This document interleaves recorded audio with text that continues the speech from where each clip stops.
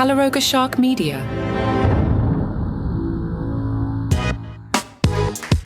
Happy birthday, Jerry Seinfeld is 70 today. We'll get to that. It was the White House Correspondents Dinner. Jerry was not there. Colin Jost was your host. Let's listen to some of his monologue. His delivery was quite deliberate, so I have edited this for pacing. I didn't know you were going to show photos of me from high school. I have some surprises. Yeah, it's not really fair. You can't do it for President Biden because the technology wasn't invented when he was in high school. It's not really fair. Good evening, everyone. I'm Colin Jost, and I'll be delivering the Republican response. I'll be honest with you, I don't have a lot of time. I need to get back to New York because I'm juror number 5 on a big trial. Trump's lawyer took one look at me, and he's like, he's got to be on our side. Thank you, Kelly, for that very kind introduction. Mr. President, Dr. Biden, Vice President Harris, Doug. Doug, as you can tell from all the comments about my wife, I'm also used to being the second gentleman.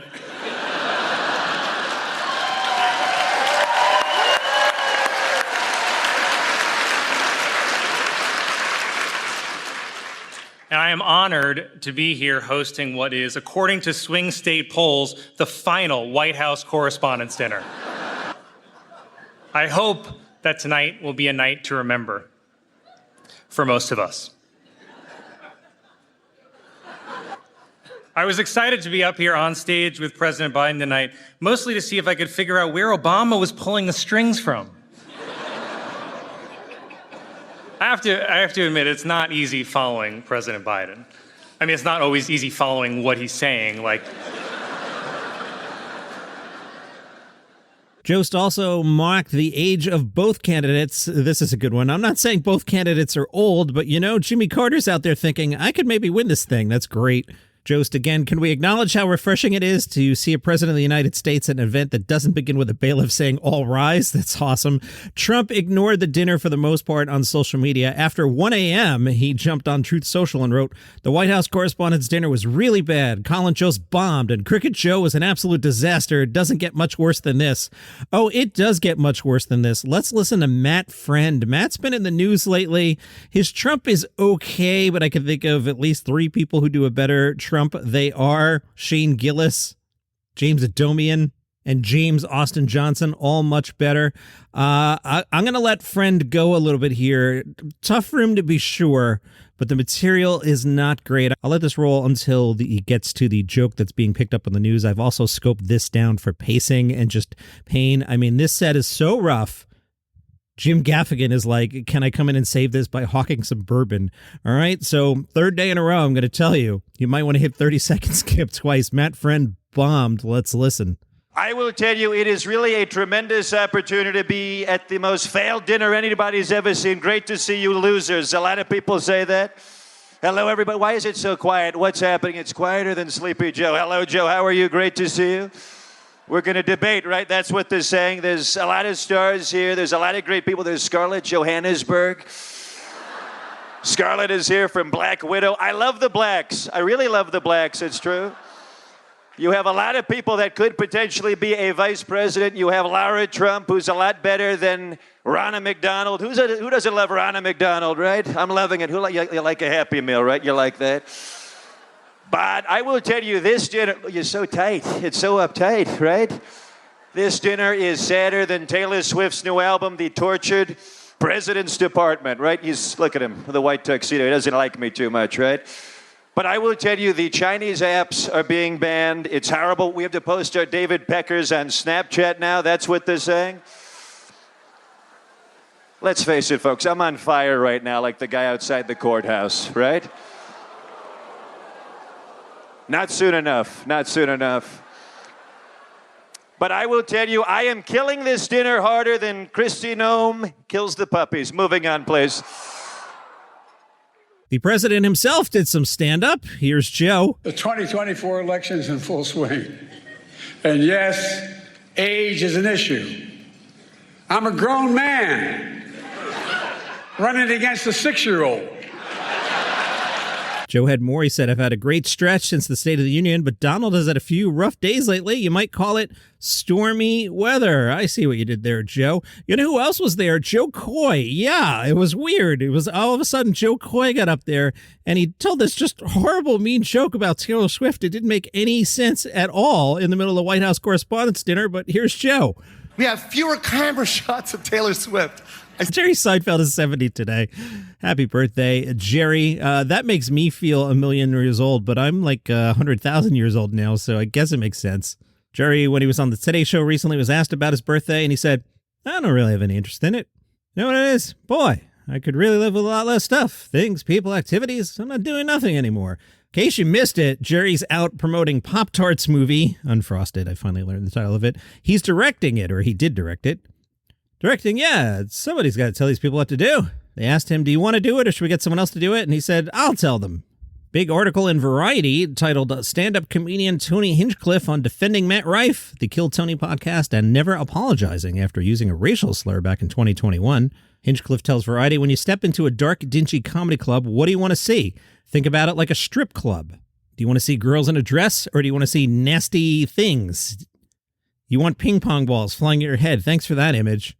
From the Variety profile. Moving to L.A. in 2007, Hinchcliffe made a name for himself at clubs for insulting both the audience and other comics and being willing to broach any topic. He began opening for comics like Joe Rogan and Jeff Ross. In 2013, he launched the wonderful podcast Kill Tony. If you've never checked out Kill Tony, I like listening to it. There's a video version as well. I kind of like listening to it. It's the theater of the mind of it with co-host Brian Redman. The podcast is famed for its bucket of destiny, giving aspiring and seasoned comedians a shot at performing a stand-up set for 60 seconds, receiving feedback from the judges. It is a wonderful podcast.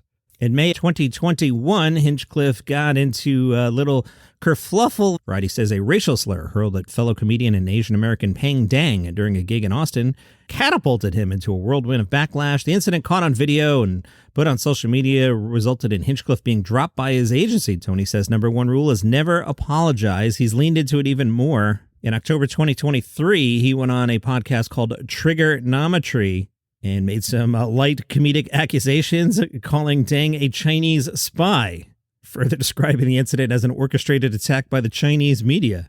Dang has responded saying, I thought most spies gather classified information related to science, technology, or government affairs. Why would any country send a spy to be a stand-up comedian? What kind of intelligence would I get from doing comedy? They asked him about Netflix as a joke, the big festival that starts this week. Tony said, I'm looking forward to being the Netflix outlier. We surprised the industry when we put our tickets on sale for the YouTube theater, and they sold out in a couple hours. Comedians are watching comedians do comedy on Kill Tony. I'm using a pro wrestling model. Anything can happen, and it's ridiculously exciting.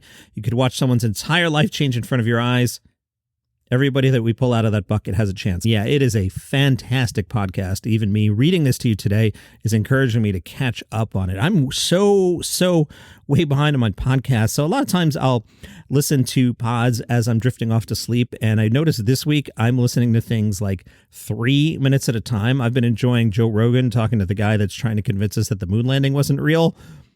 As I've explained before, I like listening to Rogan as I drift off because there's no yelling, there's no shouting, it's calm. And concurrently to that, I can believe in the moon landing. Variety reports that Bo and Yang will star in a remake of The Wedding Banquet, a 1993 rom-com.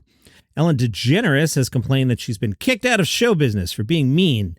This part of her comedy tour. Ellen is a pretty good stand-up, or at least was 30 years ago, so she's back. Ellen said, I became this one-dimensional character who gave stuff away and danced up steps. Do you know how hard it is to dance up steps? Would a mean person dance up steps? Had I ended my show by saying, go F yourself, people would have been pleasantly surprised. She reminds people she's been kicked out of entertainment before when she came out as gay in the 90s and joked, eventually it'd kick me out for a third time because I'm mean, old, and gay. Ellen says, I hated the way that the show ended. I loved that show so much, and I just hated that the last time people would see me is in that way. Ellen's Last Stand, Up Tour, will eventually be a Netflix special. That's cool. She'll tape that in the fall. Netflix is building excitement for Beverly Hills Cop 4, which is what we're all going to call it, even if they call it Beverly Hills Cop: Axel F. There's a new promo. It features NFL quarterback Jared Goff sharing insights he gained from the character Axel Foley. That sounds so lame. Actually, I tried to pull the clip. It actually was so lame, you would kind of hope Jim Gaffigan would show up and start hawking bourbon. In Beverly Hills Cop 4, a.k.a. Beverly Hills Cop: Axel F., Eddie Murphy is Axel Foley, who returns to California after a long hiatus. When his daughter faces a threat, Foley is pulled back into the world of crime-solving, returning to Beverly Hills to investigate the mysterious death of a close friend.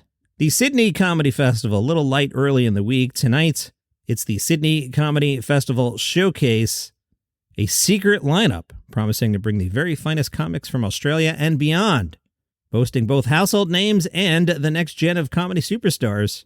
Let me tell you about Taylor Swift. No, not her. Taylor J. Swift. This from People. This Taylor Swift first learned of the singer when he was 15. He said, "At first, I thought it was no big deal. She's a singer with a hit song or two. This won't impact me." But I was wrong. As time continued, I started to find it frustrating. I was just a kid trying to live my life, and now I was sharing a name with a big singer. Additionally, I just moved back to Ohio to live with my dad, so I was the new kid at school with the name Taylor Swift. To top it off, I had a Justin Bieber haircut, I had glasses, and I was on the debate team. It was not a fun time. He contemplated going by TJ, an abbreviation of his first and middle name, but this Taylor Swift eventually realized I was given this name for a reason, and I'm going to grow and become whom I'm meant to become with it. Now, what's weird is Joe Coy made a joke about Taylor J. Swift. I don't know why he did this. It's so random that Joe Coy would make fun of some dude in Ohio, and it's a little bit mean. Let's listen. Big difference between the Golden Globes and the NFL. On the Golden Globes, we have fewer camera shots of Taylor Swift. Some of you are laughing right now, and some of you want to throw pies in my direction. It's fun. Come on. It's a fun joke. Taylor J. Swift says, "When I do interviews with the press, I ask them to please quote me as Taylor J. Swift so no one confuses me with the pop singer. Don't worry about it. We can tell the difference. That way, no one wonders why Taylor Swift is speaking on congressional modernization and oversight. I also include the J on my business cards or when applying to jobs to avoid confusion. Again, here at Starbucks, we didn't think Taylor Swift was applying to be a barista, Jay. For example, this past weekend, I booked a dinner reservation for 2 under the name Taylor Swift. I could tell the hostess seemed a bit disappointed when I showed up. Like normal, they joked about how I wasn't the real Taylor Swift, so I just laughed and said, I hear it all the time, but I just shake it off. Taylor J. Swift is actually funnier than Jim Gaffigan hawking bourbon. We don't do that here at Father Time. And that is your comedy news for today. Check out the Ballot podcast. A lot going on. White House Correspondents Dinner. There's this whole trial thing. So check that out. We're putting that out every day. And if you want the episodes ad-free, click the subscriptions option there. As I've been explaining, the regular show goes live at 3:05 a.m. Eastern, and then you get the ad-free version available in the feed. When I get up and load it, I can't load it in advance. It's annoying. It's the bane of my existence.